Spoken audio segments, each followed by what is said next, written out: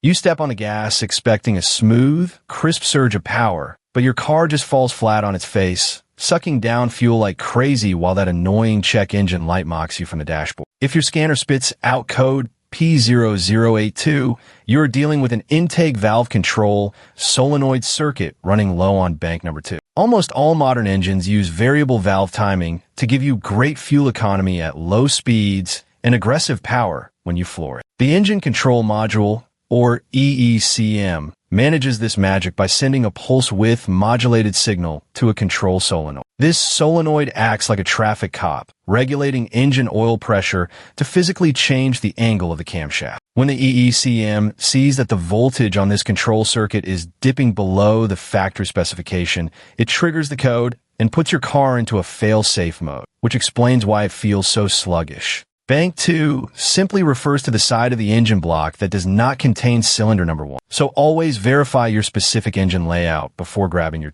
The solenoid itself is usually bolted right onto the cylinder head near the intake manifold. To tackle this, unplug the harness from the solenoid and grab your digital voltometer. You want to check for proper voltage on the power side and a solid connection on the ground side. Sometimes the wiring harness rubs against a hot engine component and shorts out directly to the chassis. If the wiring checks out, the solenoid might be internally shorted. You can test this by checking the resistance across its terminals. If resistance is way too low, the internal coil is fried and you need a new unit. If both the wiring and the solenoid seem perfectly fine, you have to get a bit more advanced. You'll need to back probe the EECM harness while the engine is running and use an oscilloscope or a graphing multimeter to watch the duty cycle. The waveform on your screen should perfectly match what your scan tool says the computer is commanding. If the signal is dead, you might be looking at a much bigger issue, like a faulty computer.